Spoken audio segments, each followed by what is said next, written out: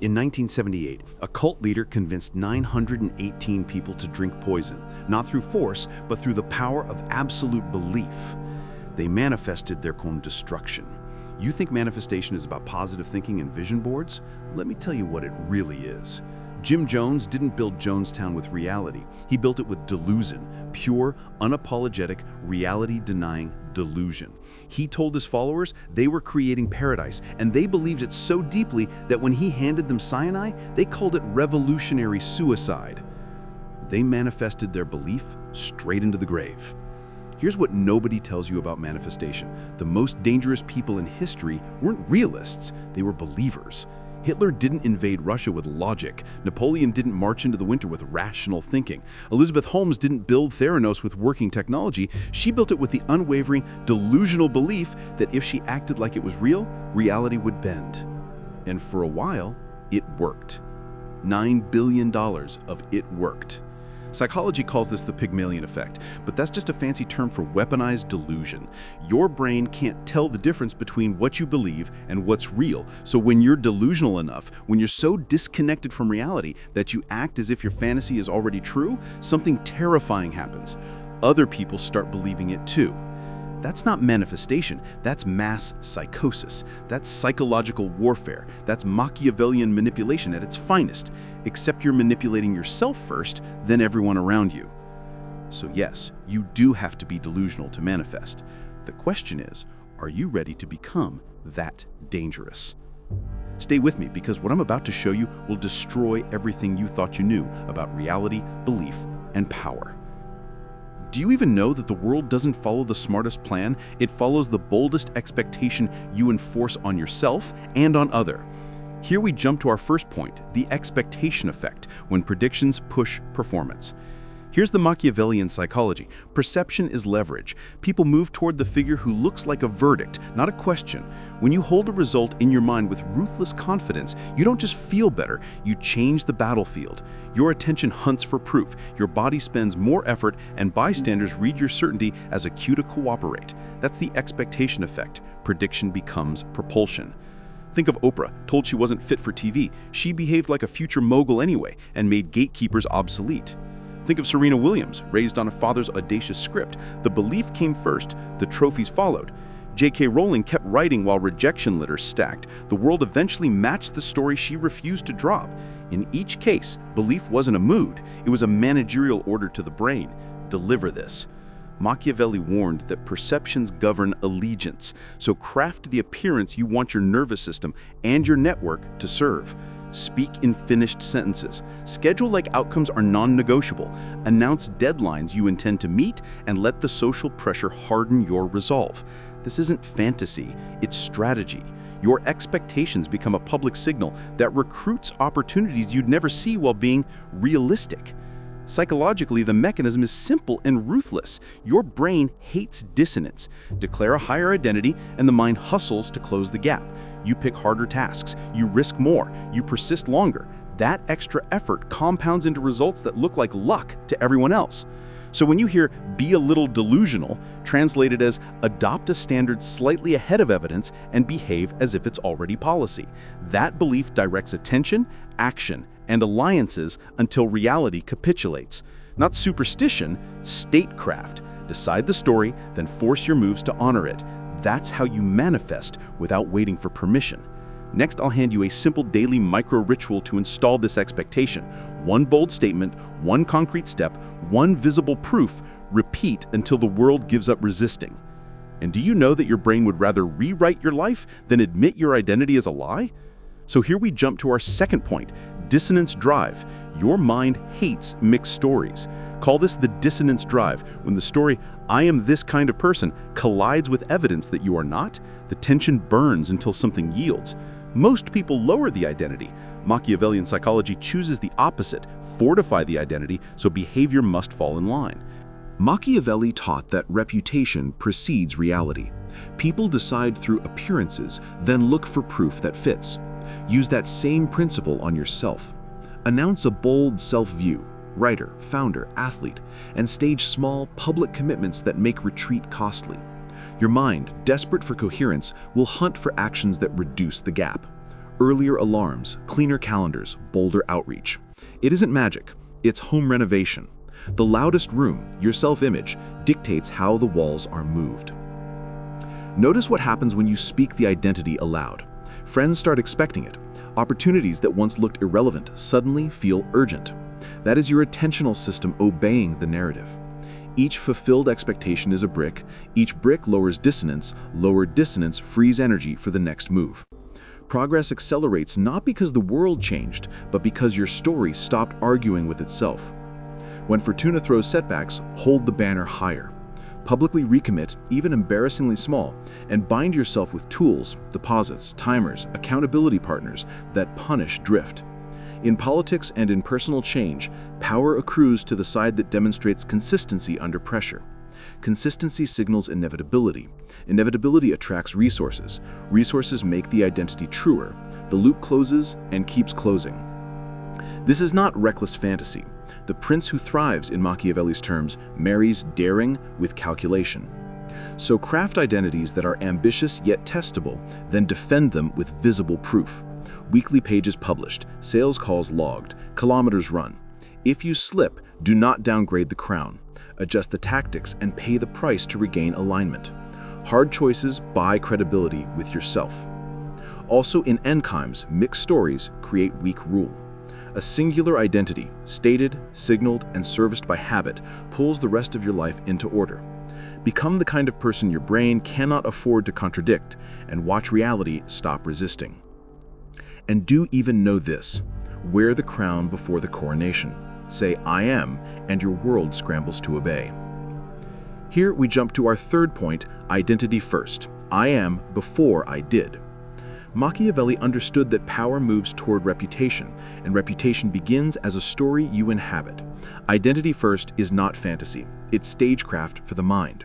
When you declare, "I am an offer," your day begins interrogating every choice. Does this serve the author or not? Suddenly the obvious moves appear. 15 minutes of drafting, a closed door, a phone on airplane mode, a paragraph finished before coffee gets cold. Call yourself an athlete and the menu edits itself. Sleep and water become strategy, not sacrifice. Name yourself a founder and the phone gets heavier in your hand until you make the call. These small acts are the daily votes that make the title true. Psychologically, this is leverage. Your brain detests contradiction. If your mouth says, "I am," your behavior races to close the gap. That dissonance is your hidden engine. Your attention system also retunes. Like a guard scanning the crowd for the prince's colors, it starts highlighting people, cues, and opportunities that fit the role you've claimed. Then the outside world mirrors it back. A draft becomes feedback, a workout becomes a coach's nod, a call becomes an introduction. Reputation, Machiavelli would say, is a fortress. Brick by brick, your visible habits raise the walls. None of this requires lying. It requires selection. Symbols that signal your station before the kingdom agrees. Tools on the desk, time blocked on the calendar, language that assumes the identity. Make small public commitments that are too embarrassing to abandon. You are not pretending, you are leading. The title turns the habits from options into obligations, and obligations are easier to keep than wishes. So begin where it feels audacious. Say, "I am," then earn it in increments. Let the uniform come before the victory, the standard before the army. Identity first is the Machiavellian shortcut. Seize perception and behavior falls in line. Sustain behavior and outcomes fall in line. One sentence opens the gate. One vote each day keeps it open. Also, power belongs to the one who decides what to see. Let's jump to our fourth point, attentional filters. Train your brain what to notice. Your mind is not a mirror, it's a court, and attention is the chamberlain deciding who gets in. Give that chamberlain vague orders and you get chaos. Give it a vivid, concrete future and it starts ushering in the people, signals, and openings that match. That isn't magic, it's Machiavellian psychology. Govern perception to govern outcomes, beginning with your own. Neuroscience gives this chamberlain a name, the reticular activating system, which prioritizes signals linked to your dominant questions and goal. Picture your exact objective as if it were already public, the headline, the room, the numbers on the screen. That decree trains the brand's filter to elevate relevant cues and starve distraction. Suddenly, a throwaway comment becomes a lead. A crowded room rearranges, 10 faces fade, and one potential ally lights up. An obscure footnote in an article becomes the key you were missing. Others call it luck. You will know it as selective sovereignty. Once your story hardens, allies read your certainty and gatekeepers lower doors that stayed shut for the uncertain. Machiavelli warned that rulers are judged more by appearances than facts, and the inner version is this: appearances inside your head set the stage outside. When your future is vivid, your choices become disciplined. You ask, does this serve the objective? And your body aligns. Email crafted tighter, questions asked sharper, practice done longer. Fortune favors the one whose attention is already armed. This is not denial of reality, it's the art of drafting reality. Keep a feedback loop, notice results, adjust tactics, not the aim. The prince who can't update loses both crown and clarity. You, however, refine the picture daily and let the filter do its ruthless work. Write the single sentence that would announce your goal as accomplished. In the morning, look for 3 pieces of evidence, names, numbers, openings, that move it forward. Repeat until the world begins to behave as if your sentence were true. Train attention, and you train fate. Let it roam, and fate trains you. Choose your sight, and the rest must follow. Also, do you know reality doesn't belong to the smartest? It belongs to the most convinced? Here we jump in 5th point, rehearsed reality. Practice the win until it feels normal. That's the Machiavellian move behind manifestation. You don't wait for confidence, you manufacture it by practicing the victory until your nervous system treats it as routine. Princes kept power by staging appearances before stepping into the square. You do the same in the theater of your mind. Close your eyes and script the scene in obscene detail: the room's temperature, the scrape of a chair, the first glance that meets yours. Hear your opening line land. Watch the obstacle arrive on cue, and watch yourself handle it. The brain is not a camera, it's a pattern machine. Feed it the pattern of winning often enough, and the body will execute it on command. Picture the founder walking into an investor meeting already having lived the handshake, the hard question, the silence after the price. Because she has rehearsed it a dozen ways, nothing feels alien. Threat chemistry stays low, attention stays wide. Or the athlete who has run the last 100 meters in his head every night. Crowds roaring, lungs burning, a rival surging on the outside. On race day, fear is replaced by familiarity. That's not delusion, it's design. This is how you bend fortuna. You pre-negotiate with reality before you enter the room. Rehearsed reality shrinks the gap between who you say you are and what you do under pressure. It trains your attentional filters to notice the door you need, the ally who nods, the timing to speak. It also arms you for ambushes. In your mental war game, you invite the worst question, the awkward tech failure, the no. Then you watch yourself pivot. When it happens for real, you don't flinch. You follow a script you've already memorized. Manifestation, Machiavelli style, isn't hope, it's habit. 5 minutes a day, you practice the win until it's boring. And when winning is boring, hesitation dies. You walk in not asking reality for permission, but offering it a script. Most people improvise their future and choke. You'll arrive as if you've been here before, because you have. Reality doesn't bend for the smartest, it bends for the most convinced.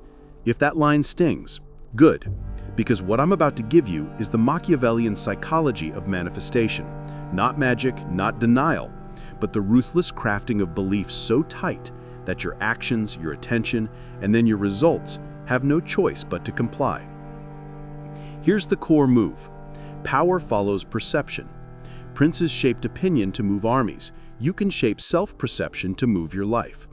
When your inner story becomes bolder than your current facts, your brain hunts for ways to make the facts catch up.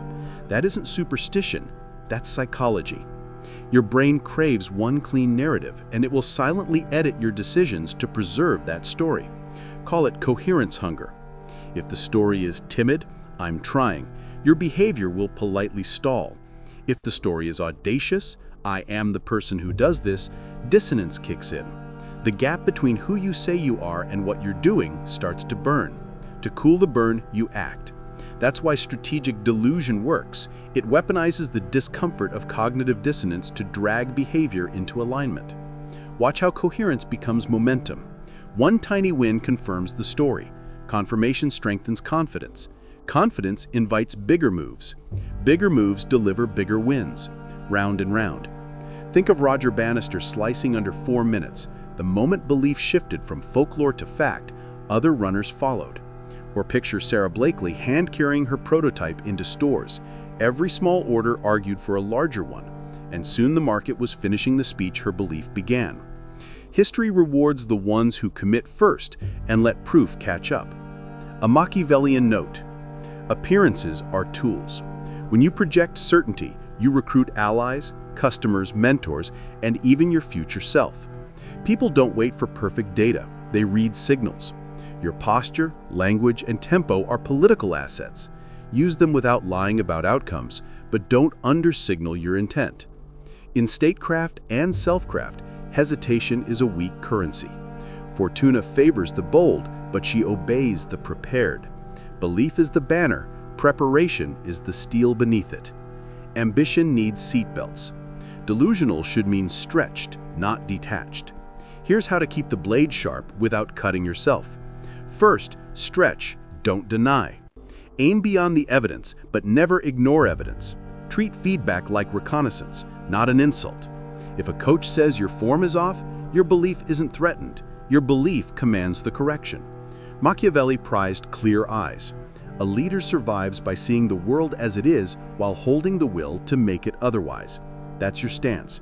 Eyes open, will unshaken. Next, act as if in microsteps. Grandeur is the headline, progress is the fine print. You don't need 100 heroic acts. You need one visible behavior each day that your future identity would perform. The writer drafts 2 ugly pages before breakfast. The founder sends a pitch email to someone who can actually say no. The athlete adds 1 rep after the whistle blows. The shy salesperson rehearses a bold opener and dials 5 new prospects, logging every attempt. Each action is a public vote, even if the public is just you, for the person you claim to be. In Machiavelli's terms, virtù isn't posturing, it's repeated, practical courage. Then, build reality dashboards. Charm the crowd with your confidence, but tell the truth to your notebook. Track the few metrics that matter weekly: outputs you control and results you influence. Kilometers run, pitches sent, revenue collected, skills practiced. If the numbers drift, don't burn the story, revise the strategy. A prince adjusts tactics to keep the throne. You adjust habits to keep momentum. Ritualize the review. Same day, same time, no excuses. The scoreboard keeps your bold narrative honest, and it keeps your tactics sharp. Let's stitch this together. You declare a future that looks a size too big. You radiate that identity in how you speak, schedule, and show up. You tolerate the friction between story and current proof just long enough for it to push you into action. You collect tiny wins and feed them back into belief. You correct quickly, in public with poise and in private with data. That loop, coherence feeding momentum, momentum feeding coherence, becomes the engine. Outsiders call it luck. You'll know it as design. Remember, there's nothing mystical about this. It's the everyday statecraft of a life well governed. Control perception without abandoning truth. Signal intent without promising outcomes you can't deliver. Move first, measure fast, revise hard. Keep your belief a step ahead of your evidence and your execution a step ahead of your belief. That's the balance between Fortuna's chaos and your virtù. So here's your closing directive: short, sharp, enforceable. Tonight, write the single sentence identity you're willing to defend out loud. Tomorrow morning, pick one behavior that proves it and do it before you check your phone. This weekend, build your dashboard and schedule your weekly review. Give this 7 days and watch how the world begins to answer the new story you're telling. And if the old voice whispers, "Be realistic," smile. You're not breaking reality, you're training it.